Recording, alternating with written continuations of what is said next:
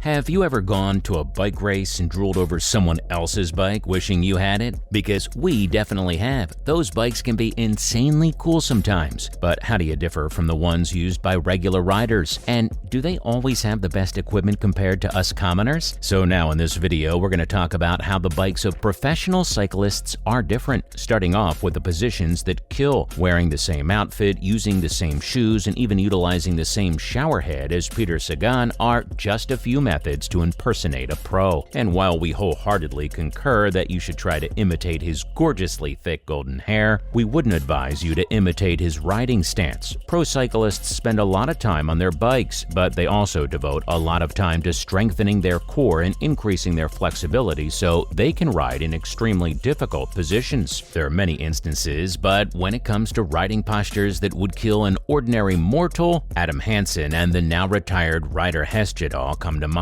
Even just by taking a look at the stem length of their bikes, it doesn't take us long to realize that we won't be doing this anytime soon. On the surface, the stem which connects the fork steer to your handlebars may appear to be very ordinary, unnecessary bicycle component. However, the geometry of your bike and consequently the handling and your riding posture are significantly influenced by the stem. Cycling posture is crucial for cyclists because it enhances performance and keeps them in front of the pack. You can maintain a good blood flow and a straight spine while riding in that balanced position. Certain postural irregularities that cyclists frequently develop can be problematic both on and off the bike. In fact, some of the common postural issues including slouched shoulders, a forward tilted head on the neck, and the characteristic upper back hump can become uncomfortable if left untreated. So mastering the right posture should definitely be the first thing on your list. Up next, the bikers don't choose their modifications. You could believe that becoming a professional entitles you to the greatest tools in the bikes of your dreams, but the reality is considerably different. A professional cyclist is just a peddling billboard for a sponsor's goods. They want to see them leading races, and most importantly, they want to see them consistently utilizing their goods. The now defunct Aqua Blue Sports Squad was the most recent instance of substandard equipment. When it began riding the Strata road bike from its sponsor 3T in 2018, it made headlines. Importantly, it included a 1X specific powertrain that was advertised as having a range comparable to a conventional double setup and being easier to live with. As we now know, the truth wasn't nearly as ideal. There are several riders criticizing the drivetrain's performance and range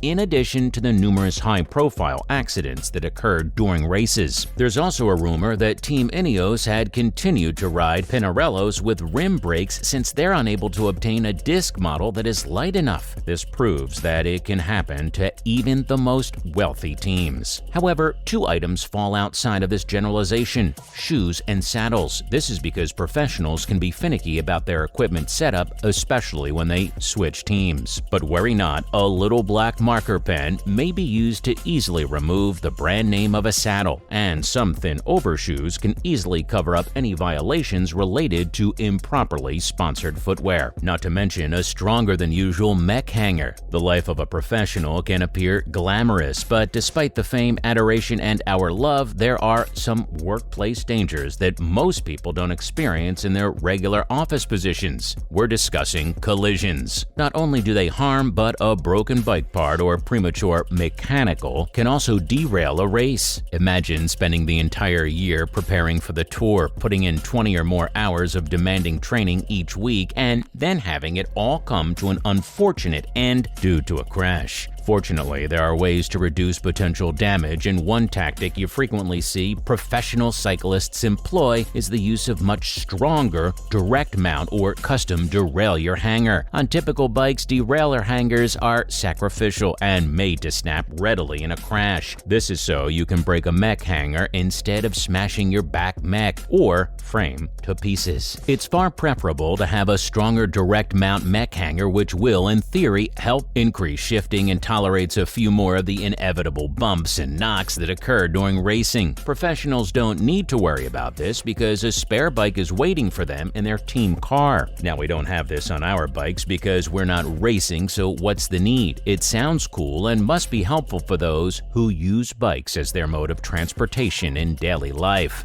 Moving on to the extremely popular electronic gears. When electronic gears first entered the mainstream and the introduction of Shimano's Dura Ace Di2 group set, many of us weren't happy. Probably because it appeared with a lot of new technology within the bike business, notably on the roadside. We were worried about the battery life, tampering with electronic signals, and the fact that it was a novel invention. Electronic gears have, as we already know, had a largely good impact on the bicycle business, but nowhere is it more evident than in the professional peloton. How many professional motorcycles utilize electronic gears today? It appears to be all of them on a world tour. At the 2020 Tour Down Under, we couldn't locate a single World Tour rider who didn't use electronic gears, and we have a feeling that won't be changing anytime soon. And if you're a really lucky World Tour mechanic, your squad will be using SRAM's AXS group sets, which means no more internally routed gear cables to deal with. Once they're set up, they require much less maintenance. Electronic shifting varies from mechanical shifting in that it shifts the gears using tiny electric motors rather than metal cables. The shifters and derailleurs are powered by batteries, which move them precisely how much is required to complete a shift. Following up, our bikes are much lighter than theirs. In many ways, a pro bike is superior. They're well maintained, frequently have expensive tires that we can't afford, and have eye-catching bespoke paint jobs. But when it comes to weight, they're clearly not superior. The UCI formally imposed a minimum weight restriction of 6.8 kilograms on all bikes in the professional peloton. This was solely due to safety concerns surrounding carbon bikes at the time because no one wanted a featherweight carbon bike to crash while riding downhill at 100 kilometers an hour. By the year 2020, some advancements in bike technology have been made. We now have bikes for sale that can easily weigh less than the minimum allowed by the UCI. These poor